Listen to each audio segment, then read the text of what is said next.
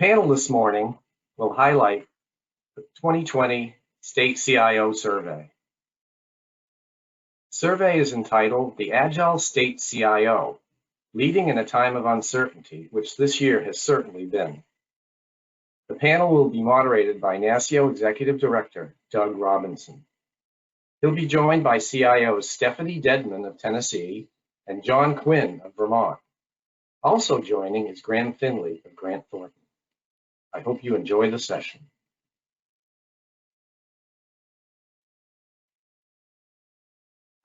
Thank you, Dennis, and good morning, everyone, and welcome to our session. And let me double down on my congratulations to James Collins for recipient of the Meritorious Service Award.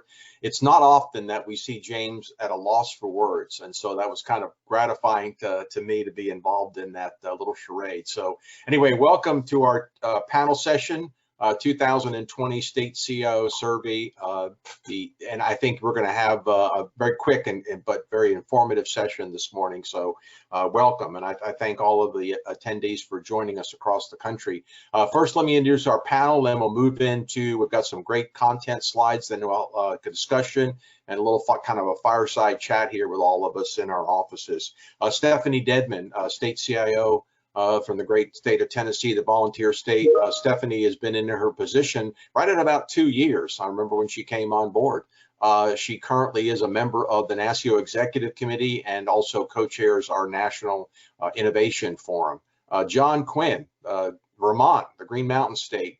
John has been up in Vermont as a CIO for about 3.5 years. So again, a good tenure. They have both passed the 21-month median tenure mark. That's the magic number for at least to keep their positions for a little bit longer. And then finally, my friend and colleague and partner in crime for all these years, Graham Finley, principal at Grant Thornton. And we've been involved in doing this survey since 2010. So we'll talk a little bit more about the content. I want to thank certainly Graham and the Grant Thornton team for their participation and obviously contributions to this effort each year. Also CompTIA, Jordan Cole at CompTIA and their team is also part of our partners. So if we could, let's move to the first slide. We're going to let our AV folks drive and go to the next one, please, and talk about a little bit about the survey background. Again, I just provided you with information on the partnership. This is our 11th iteration of this survey and the 11th time that we've done a national panel. And obviously, we would prefer to do this in person and have this at a live event, but I think we can do very well just by covering this virtually, and many folks out west can remain in their pajamas. We appreciate that. Next. Let's look at a little bit of the methodological background. This is a very similar approach that we've taken for many years. We always have a remarkable response rate, and this year, even in the midst of global pandemic, we had 47 state responses. So we were very appreciative of that. And again, remarkable that we were able to get this kind of response rate. Again, under the context of what we did, we started crafting these questions in the April-May timeframe. We did individual phone interviews with over 20 state CIOs to inform the actual online survey, which was launched early in the summer. So many of these questions, you look at the context, they were received before the end of July and early August, and then we began looking and analyzing the data and looking and pairing up some of these interview responses. I think, again, we're really gratified when we had open-ended questions. In one set of questions about COVID-19, we had over 125 lessons learned that were put into the open-ended comments. So again, people had a lot to say. Again, the confidentiality of all these responses, there'll be no attributions to our individual responses from our state CIOs. So if I could go to the next one, please. Let's talk a little bit about the topics. 12 topics on the survey, which is consistent with prior iterations. We're going to cover the 6 topics that are starred, the 6 ones in blue this morning, and we've got content. And this would certainly not be a 2020 national survey without a discussion of COVID-19. So we're gonna start with that. So that's important. I should note that if you're interested in the digital version of the report, it is now available on the NASICO website as well as Grant Thornton CompTIA, but you can find it at nasio.org for the full PDF. And again, we'll be sharing a lot more data in the coming months and in various iterations and webinars. And at some point, we'll be back out on the road with this information, but who knows when that will be. So can't predict the future. So we're just going to dive right in. If I could get the next slide, please. Let's talk about the topic of the day, not surprisingly, COVID-19 and the impact on the state. So I first want to kind of talk to Graham about the national perspective as we talk to CIOs in the midst of this in the summer, but also, most importantly, what did you see as kind of the overarching theme as the role of the state CIO in part of the business continuity of state government during this time?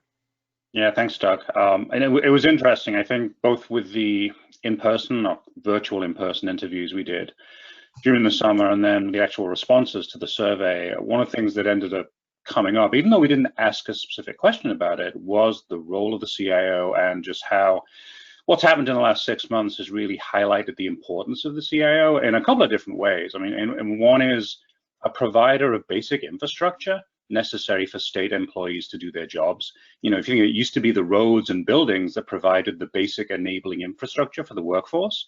Now almost everything's virtual, and CIOs are providing both the virtual office environment and the communication channels that every employee is relying on. So there's that part of it. But then also on a more sort of citizen-facing perspective, there's been a really rapid shift to even more services being delivered virtually. And it's highlighted the importance of digital transformation and the ability to move transactions online. And obviously the CIO is at the center of that. Mm-hmm. Yeah, so when you think, I guess, going back a few months, Stephanie, and then kind of reflecting on your role and your positioning with the state of Tennessee, could you describe kind of what that felt like early on and your conversations with the state leaders? Sure, thank you. So very quickly, our chief operating officer in the governor's office convened sort of a tiger team, if you will, a work group that I was included on. We had daily calls that also included for us our commissioner of the Department of Human Services because of the impact to benefits, and then also our Department of Labor and Workforce Development because of unemployment insurance, as well as a few others in and out. But we had basically initially daily calls just focused on getting more of the workforce home, enabling the equipment, the training and support for additional employees at home. And then it quickly shifted to the special attention that those two departments needed in terms of the volume, the sheer volume of calls and questions and concerns that they were getting. And so it was, I'm glad that I was included in those strategic discussions. We were able to work with those two departments to deliver some additional customer service support, implemented a number of chat bots to try to move more people online and off the phone specifically. So that's how it unfolded for us in Tennessee. Yeah, John, other than, I guess, consuming a lot of Ben and Jerry's during the quarantine period here, you're a cabinet secretary, so I imagine that you probably had stand-up meetings on a regular basis. So describe kind of your role as the state CIO in Vermont. It was interesting. It was early February, and I walked up to the State House one morning and had a discussion with the chief of staff and said, just to let you know where we are and what we're thinking about. We see the COVID-19 outbreak across the pond, and we're anticipating that it'll come over eventually. So what we're doing is we're starting to think about remote management and making sure that our procurement vehicles are aligned and ready, and that we have the vehicles necessary to buy additional licensing, and that we're talking to our vendors about those things, and building or documenting how-tos for the website. So if users at some point have to go home, they'll have everything online and accessible. The cabinet meetings quickly shifted from our normal strategic conversations of alignment and making sure we're solving each other's problems to solving this public health crisis. And the daily stand-ups would involve everything from the epidemiologist giving a report to are we prepared to send people home, and what does that look like, and what are we missing? So definitely proactive as far as when we started and how we started. And I think, the proof is in the pudding. We're still doing very well in that aspect because we continue those stand-ups every day. Good, good. Again, I think that's what we heard kind of across the board, is that I guess, and there's an excellent quote from one of our CIOs in the report, and I think it exemplifies kind of what we've been talking about in terms of the role of state CIO, with a seat at the table in almost all the states in terms of that position. And it clearly, the perception of the role of the state CIO in some states was elevated. And I think they now understand that this is about enabling state government. It's about transformation. It's not just simply about infrastructure management. So I think that's again an excellent sign for the future. If we go to the next slide, Stephanie, you already kind of mentioned this. One of the questions we asked, and we saw some evidence of this, so we really wanted to capture this, is what technologies and automation solutions did the state bring to bear? And again, many of these were introduced in March and April and into early May. And so can kind of speak to this as you look at some of these technologies. What was your experience in Tennessee? Well, it's interesting because we had small examples of using chatbots, and as is the case for so many, I feel like our customer agencies were willing to try technologies that before maybe they were a little bit skeptical about.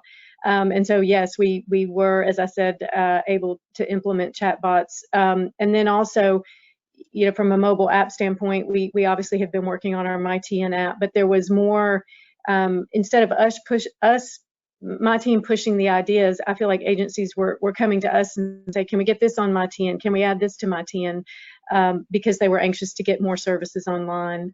So it really, it really expedited some things we've been wanting to do, which was a positive. Yeah. How about you, John? What say you about this automation solutions? Chatbots was probably the most prevalent across the enterprise. We looked at our role as being able to do the background and research necessary. So when we saw a problem in these different teams, in these different organizations, we would have a list of things that they could potentially do to solve their problems. And chatbots, in many cases, because of the overwhelming amount of people calling in and people looking for information, chatbots ended up, one of the most used things across the enterprise, across most agencies. And we were able to build those, walk them through the process of building their questions list and doing all of those things. The other area that was very useful for us was using some of our in-house tools that the agencies hadn't used that much, such as like the Power BI stuff and the data, and just some of the analysis behind that. It's been business changing, I would say, in the way that they look at their data and the way that they've evolved to be able to use those tools themselves now. Yeah, and I think, we certainly hope this sticks. And many of these automation solutions were introduced for the first time. Any closing thoughts on this topic, Graham, before we move on? No, I think you just you sort of hit the segue to the next slide about what's going to stick. Yeah, let's go to the next slide and talk about this. And Graham, I'll ask you for your comments. I think in terms of information available in this survey, this is probably the most important set of data that we're going to look at in terms of, it was a forced choice ranking of about 18 choices that we asked the CIOs to look at in terms of investments and practices that they're going to see in a post-COVID world. Again, recognizing we crafted this in April and May, and we were highly optimistic in April and May that we were going to be in a post-COVID world, and we were going to have an in-person NASICO annual conference. So Graham, again, comments on what we heard and what we saw here. Yeah, well, I mean, what obviously has become very clear is that many of the changes that were forced on all of us by COVID will become, more or less permanent in some respects. So we asked the CIOs for their views, what they thought changes would persist, and the top 5 are shown here on the screen. The first 2 are very connected, that remote work will become more of a norm, And as a consequence, remote collaboration platforms are going to continue to be used much more significantly than they were before COVID. And we can already see this happening with a large number of commercial organizations, and also a number of states are revising their telework strategies to encourage more remote work. And then there was another major theme linked to this, is that the shift to greater digital delivery of services will continue. So a couple of consequences of these adjustments are an expected continuation of focus on broadband provision and adoption, and also a refocus on legacy system modernization, especially for those systems where either capacity limits or historical underinvestment were exposed by the pandemic. And we did have a number of other areas that are noted in the survey, but these are the ones that CIOs considered most significant. So Stephanie, if you look at the 2020 state CIO top 10, that included digital government at number 2. It included investments in broadband, and it included legacy modernization. So they obviously stick, but as Graham said, we clearly saw some challenges there. So as you kind of think about this top 5 ranking, is it the same today as perhaps it was when you answered this in June, or what's your feeling on these priorities today? I think mostly it's consistent and continues. I would just add that 6 and 7 have risen for us. We, like so many states, had a huge backlog of processing unemployment insurance claims. And so we've used that story to further our cloud investment, or our need to rush, maybe not rush is not the right word, but move faster to the cloud. With data analytics, we had a pretty sizable budget request for this fiscal year that got scratched because of the impact. And so we were able to pivot and apply to use some of our state's CARES funding for data analytics for the impact of COVID on our state. So some of these priorities are slowed because of budget impacts, and others are moving faster because of the use of CARES funding. Yeah. So John, Stephanie mentioned CARES funding. I know a number of states are going to use CARE funding for rural broadband expansion. So that's a top priority. So when you look at your priorities going forward, how does that map up with your colleagues on this top 5 ranking? It's interesting. It's very close. Like Stephanie, 6 and 7 were things that will definitely be changed post-COVID, right? They fall well within our strategic plan. If you look at our strategic plan around not only modernizing those legacy applications that Graham talked about, but also being able to expand our cloud services strategy and as a service deployment strategy. What was interesting was we used, for being a small state, we used a lot of CRF dollars for IT related things, which definitely helped when it came to meeting some of our strategic goals for the year around legacy modernization. But one of the policies that we made just recently, which I think will stick at least for the foreseeable future, is no more desktops. We're not going to put ourselves in that position of having 60% of the workforce with desktop computers and then trying to figure out how to get them into our network from home next time. Yeah. So quick follow up, and you look at this, and obviously, and I can tell you from the fourth choice ranking, when you look at the actual numbers, the ordinal scale, number 1 was far and away the top priority at the time of the survey. You think in that June, July timeframe. When you think about the future in terms of work from home or remote work for the CIO organization in Vermont, is that going to stick? Is that you going to maintain that, or you believe you're going to bring people back to the office?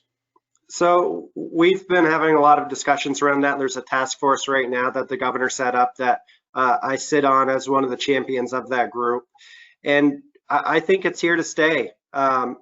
Maybe not fully. I think, when we survey our employees across the enterprise, a lot of people want to come back a little bit. They want to come back that 1 day a week or maybe twice a week at the most. But the first time I sent out the survey, only 8 people out of 400 in my group said that they wanted to come back full time. We're home for the rest of the year, and I would expect that in the very near future, we're going to get an email saying that probably until the end of the school year in June, we'll be home. Okay. Stephanie, Tennessee was already kind of a national leader in remote work. So your thoughts on going forward on that topic? I agree with John. I think our work from home for state employees will continue into spring and summer. And I also think that when we do come back, it will be in much smaller numbers and much, I really honestly believe that not very many people will come back full time. And we actually are, not to jump too far ahead, but have committed to vacating one of our 2 state data centers because of our move to the cloud, and combined now with fewer space, much less space needed for the workforce. Yeah, I think most CIOs are going to be in that same decision-making mode. So you've already mentioned we're gonna move off COVID now and kind of move into the next topic on state IT business models. We can have the next slide, and let's move quickly to the next one, please. This is a set of questions that we have longitudinally in our surveys, and got a couple of questions here that we've been asking actually for almost 10 years. So provide some, Graham, some national perspective and your thoughts on the current role of the CI organization, and again, what they currently use for their sourcing strategies. Yeah, I mean, we've asked this question almost every year for quite a while, both about the role of the CIO function as well as how they source and deliver services. And as we discussed previously related to COVID, I think the visibility and importance of the CIO function has never been higher. We've also continued to see a trend towards adoption of shared services and outsourcing, which is, it's been continuing a number of years. Related to that, actually, if we can flip to the next slide, we're continuing to see a downsizing in the use of state-owned and operated data centers, and an increased deployment of shared services, and particularly of as-a-service models. And this wasn't particularly surprising, but it was interesting, particularly on the PaaS and SaaS side, about how almost universal the acceleration of adoption has been, and I mean, it's already been mentioned today. Yeah, last year, the as-a-service model expansion was at 92%. So we're maintaining an exceedingly high kind of consensus across all the CIOs that, what's on the list, and again, obviously what's on the stop doing list is probably, expanding that state-owned data center. You just heard Stephanie talk. So I'm going to go to her and as you look at this, what really jumps out at you, Stephanie? Is this a line in terms of what you're expanding and what you're kind of putting in the stop doing list? It is very consistent, and I've even used the CIO as a broker mantra or tagline with my state executives to say we need to do a better job of researching, what's the fastest, cheapest, best way to deliver the service, and it's not always going to be my team, though we obviously still have a responsibility to manage that and manage contracts, vendors, et cetera. So this is very consistent. I think we will continue to look for those ways where we can provide better service through a third-party provider. And so it really is us shifting to how to better manage that and how to make those wise decisions, using taxpayer dollars. Yeah, and so John, you've moved to an enterprise model with your digital services agency several years ago. Again, what jumps out at you when you look at this national data? Resonate with your direction? Are you hiring more IT staff, or are you moving again to that broker model? We're moving more towards the broker model. I think like most states, we're not in a position to hire more IT staff. We're trying to operate efficiently and effectively where we can, and I think that means doing some of those things that Stephanie mentioned. Particularly for us, when we look at outsourcing, we're outsourcing things like the mainframe because we know that we're not going to be able to get off them right away, but it's not an expertise that we have any longer. Most of those people have retired and moved on. In our strategic plan, we talk about reducing the number of data centers by 50%. That's not a business we want to be in anymore. Those things that are commodity based, we want to stay away from, or we want to move more towards a commodity-based atmosphere and focus on the things that we have the expertise to be able to help the business with. And right now, with 1,400 applications, we can't be the jackknife of everything. We need to focus and use our people as effectively and efficiently as possible. Very good. So let's move to the next topic, if we could. This is certainly something that was highlighted in the last few months, where we saw a higher degree, and just out of necessity in some cases, of state government entities and programs helping their local counterparts and local governments. This is particularly the case in areas like cybersecurity protection and risk reduction. So if we could go to the data, let's talk about state and local collaboration. And a set of questions we've asked routinely for several years off and on, and that is kind of where are you providing that? This year we termed it, what state, what organizations are you offering to local governments? What are those services? So again, this is a forced choice. We ask them to identify all of those services, and again, we saw many. These are the top 5 that bubbled up to the top of the list. So again, back to you, Graham, for some commentary, perhaps as we see some consistency across the years on this, and the difference in the way we phrased the question. I essentially elicited a different response this year.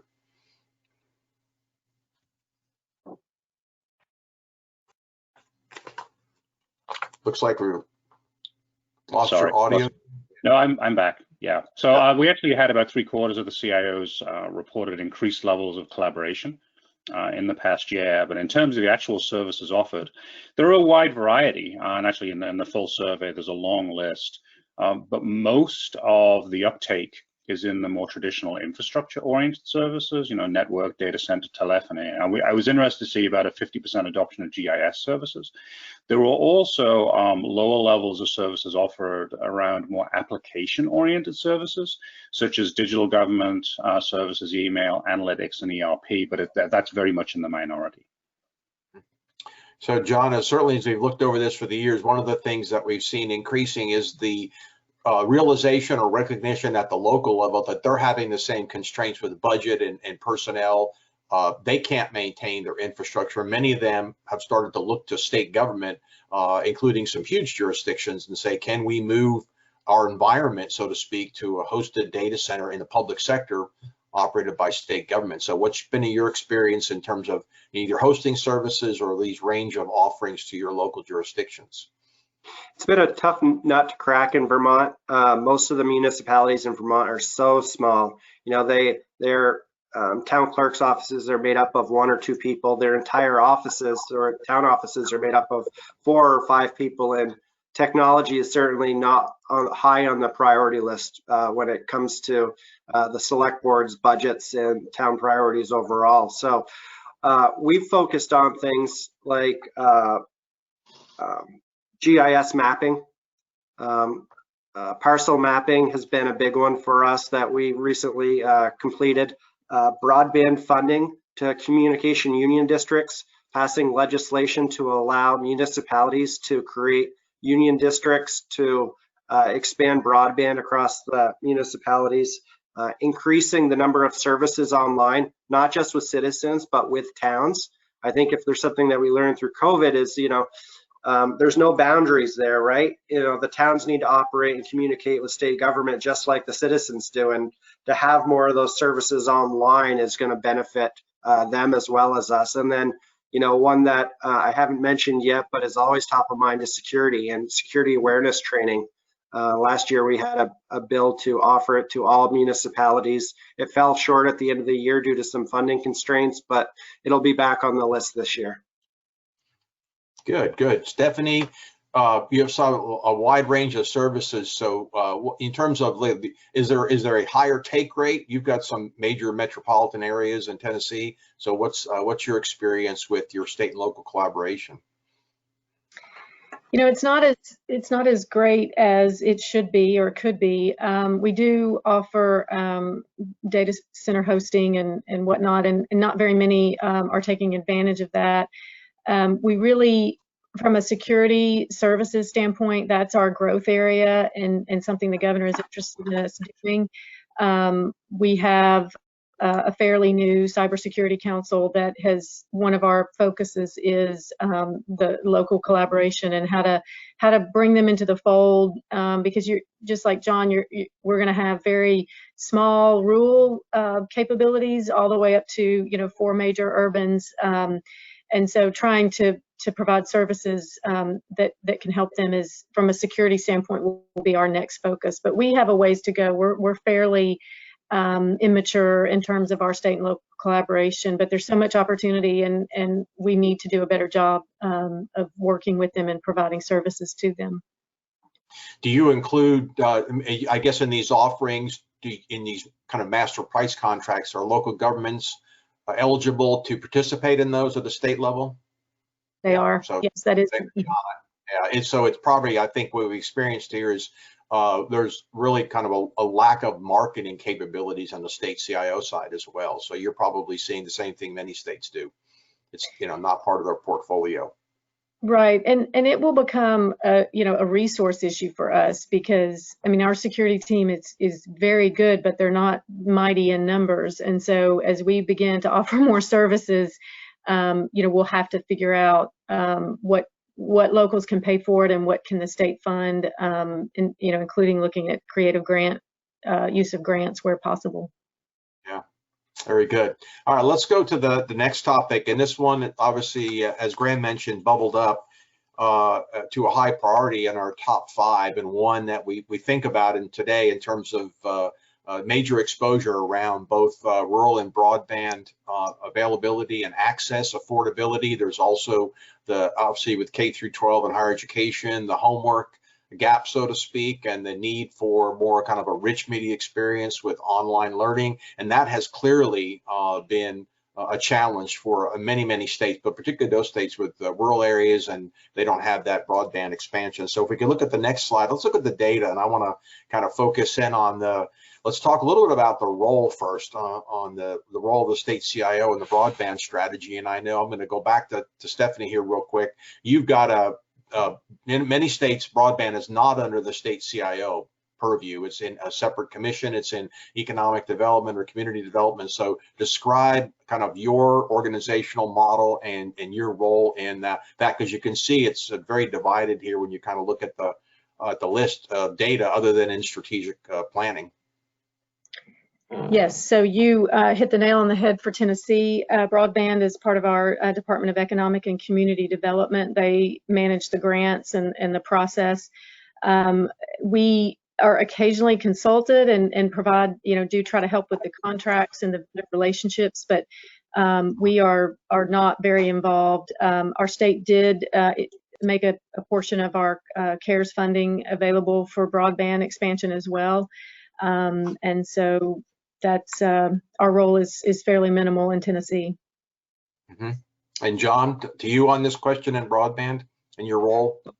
Yeah, so in Vermont, it falls under the Public Service Department. But our role specifically, and my role, is assisting with the 10-year telecom plan, as well as a member of the statewide team for strategic planning around how do we close the digital divide, right? And it through in the COVID state, it's never been more front and center than it is now, and funding is always the nut to crack. But the governor has given a proposal to the legislature for more funding. The legislature doubled down, I think added even more than the governor did, came up with some creative ways to get it out to the municipalities. So I'm hoping we'll see big gains in the broadband area over the next year. So Graham, when you look at the top 5 important elements as part of those strategies, anything, I've got kind of things that jumped out at me, any surprises? Obviously funding clearly comes up to the top, but any other thoughts? Yeah, I mean, not surprises per se, but we asked these questions back in June, July, and really the primary and the biggest drivers were funding and then equitable access, and both of those were viewed as extremely important. I think those issues are just proving to be continuing to be the primary drivers today.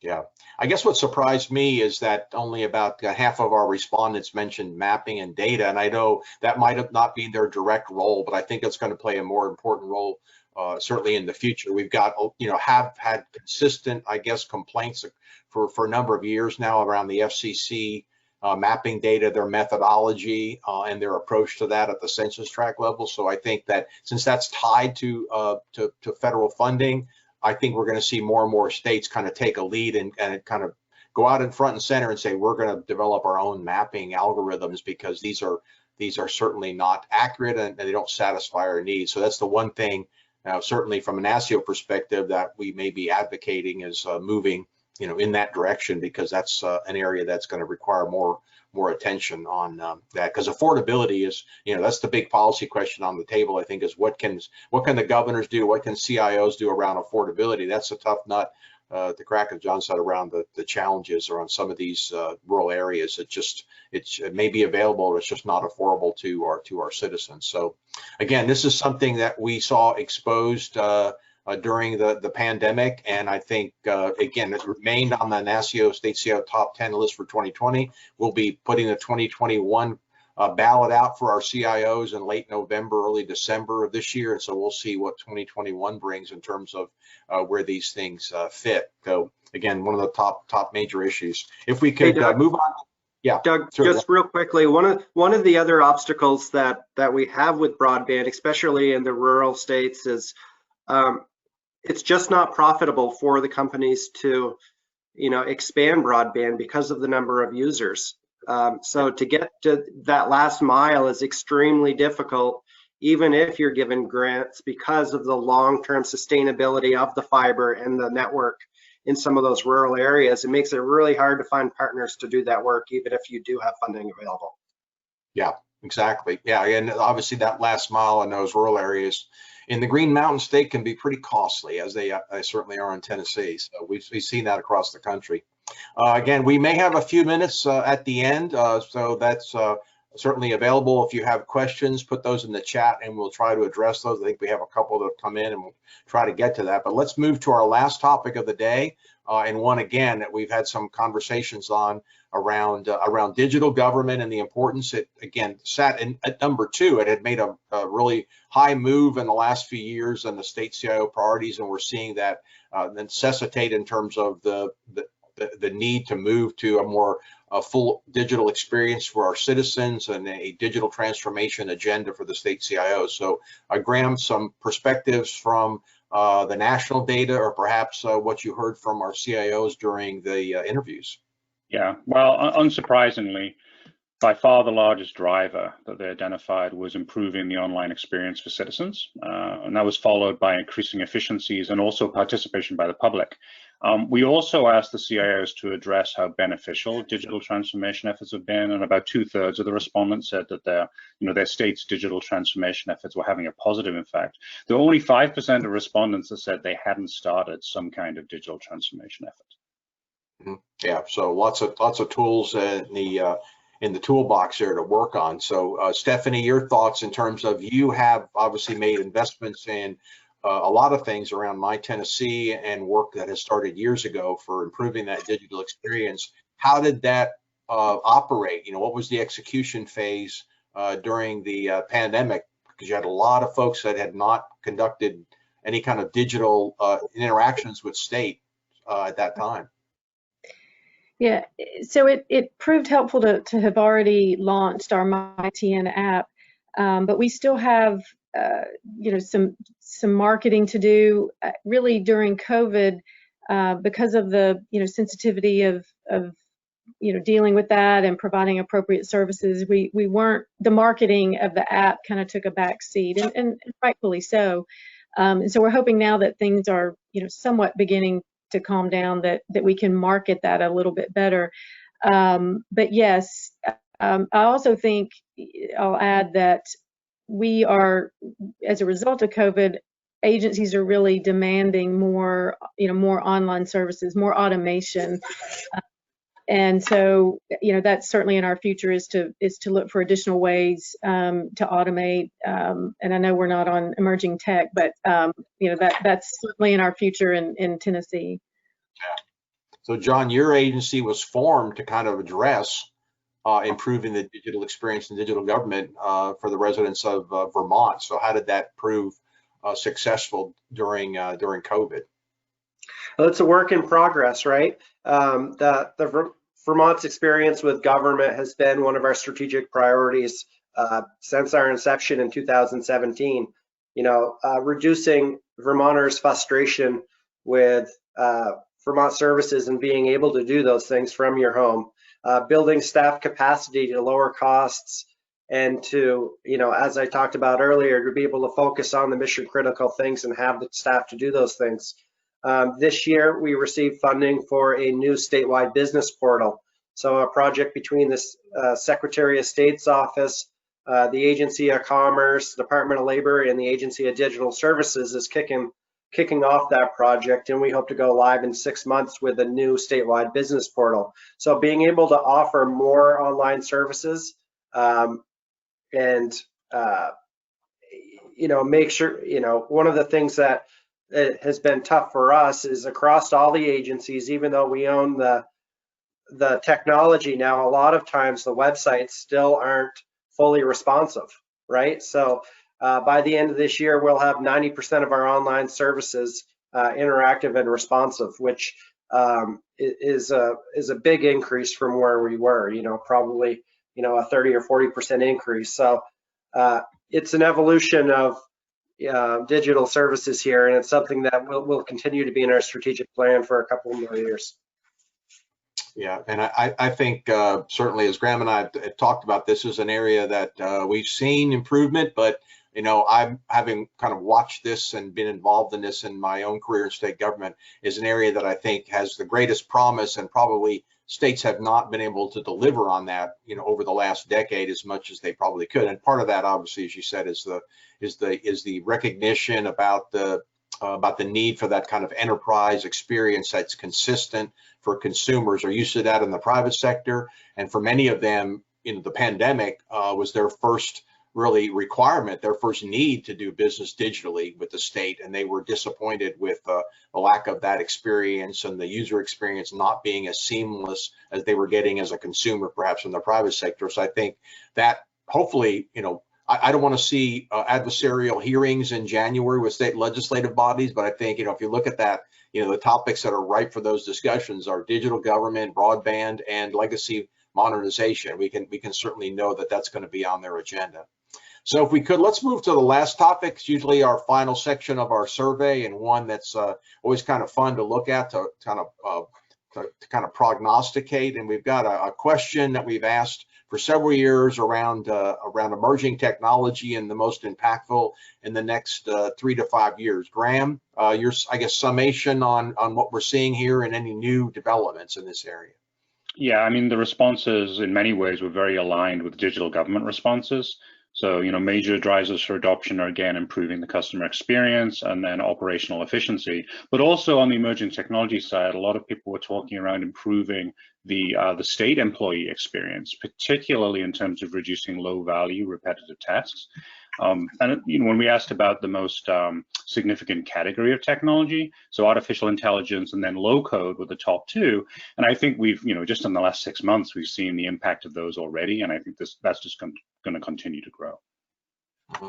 Yeah. So when you look at the operational side here, obviously, the pandemic drove the accelerated adoption of some of these, particularly on the areas of AI-enabled chatbots and the virtual agent technology. But I guess I'll go back to you, John. Anything jump out at you in terms of the operational issues that you think will continue to drive the interest in more automation software in the states?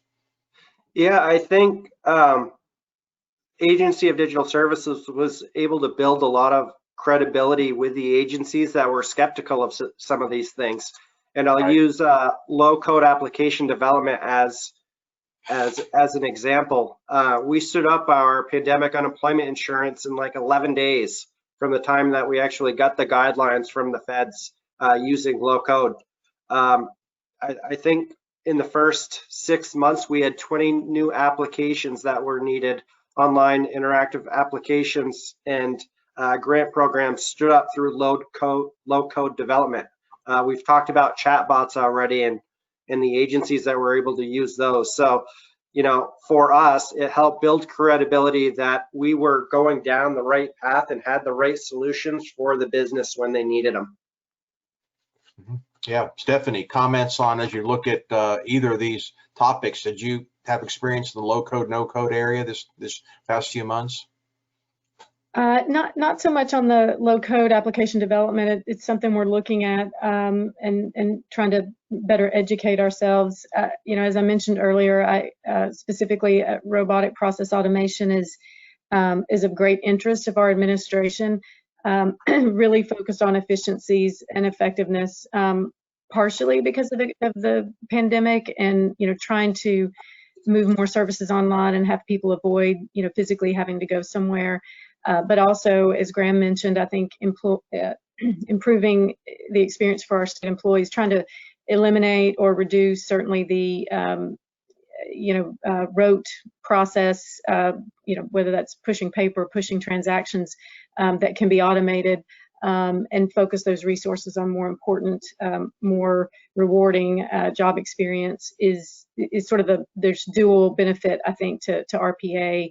And we're really going to be focused on building the inventory of opportunities and, you know, selecting hopefully an enterprise or close to an enterprise solution for RPA, and then managing the backlog of requests. And the key to that for us will be the cost benefit analysis and being able to show the return on investment. Oh, very good. Well, we have exhausted our time today, but I have one interesting question in the chat. So if I could go to the last slide, let's just tee that up and we'll go over a few minutes because I want to get your perspectives. And it may not be aligned with your thinking, but let's stay with you, Stephanie. With remote work, and probably, as you said, Tennessee's already had some remote work.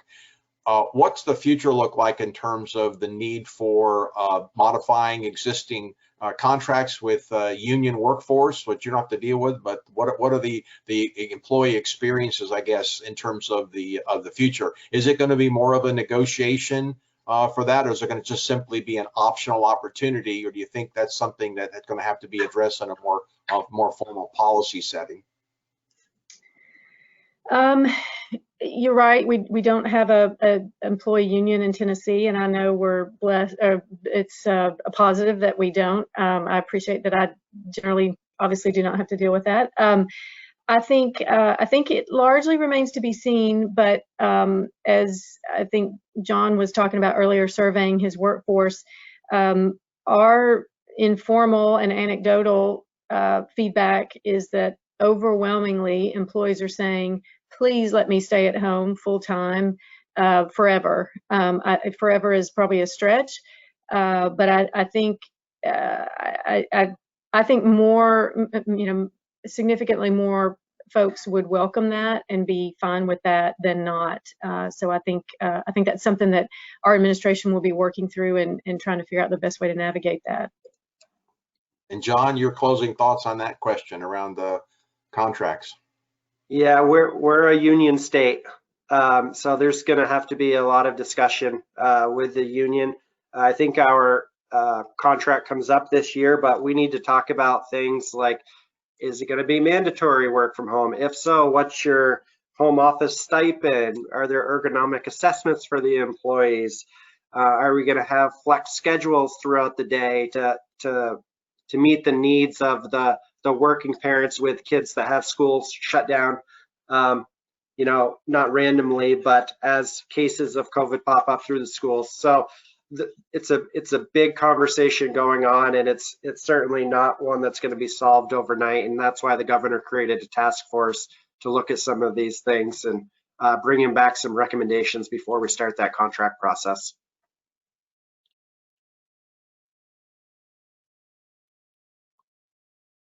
I think Doug's frozen. He's speechless. Well, I want to thank the panel so much. You guys did a great job as always. This is always one of my most favorite panels, and I want to start out by thanking Graham. You know, your continued involvement and your calm and precise delivery of the national perspective is super helpful to myself and I'm sure my colleagues. John and Stephanie, you know, it's amazing how much what you said resonates with myself and I'm sure all of our other colleagues around the country. Thank you so much for what you do in your states and for sharing your expertise and experience with the NASICO community. Thank you.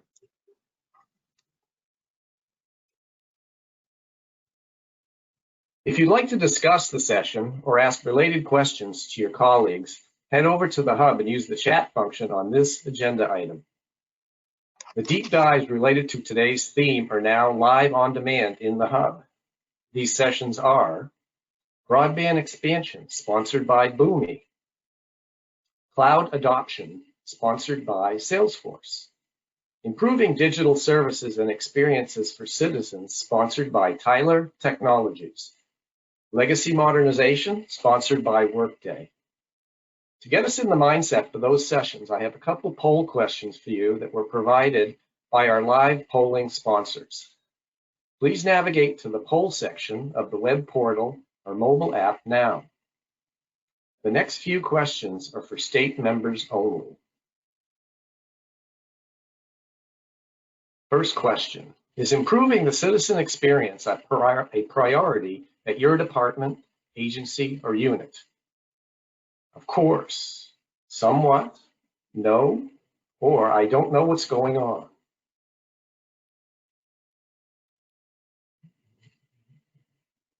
I'm looking at the results popping up here, and we're at 83% somewhat or of course, and that I think that resonates well with what we just heard from the rest of the team. So thank you for participating in that question.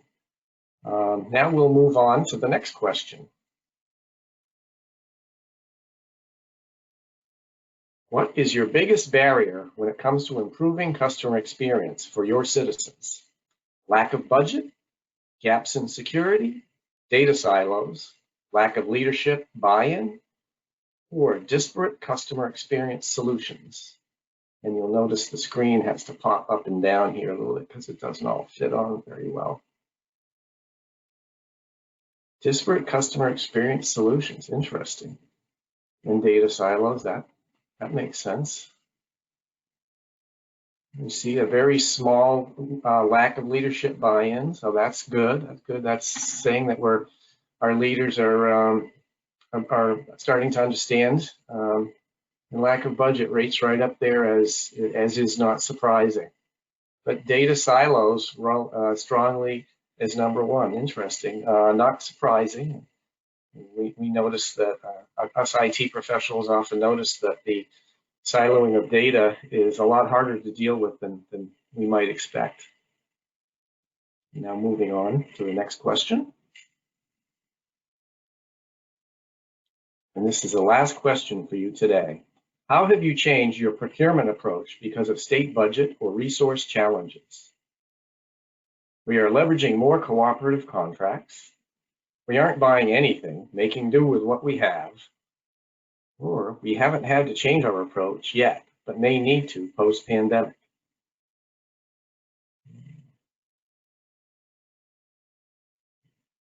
So right now we're seeing the cooperative contracts really making do with what we have. A strong second, not surprising there.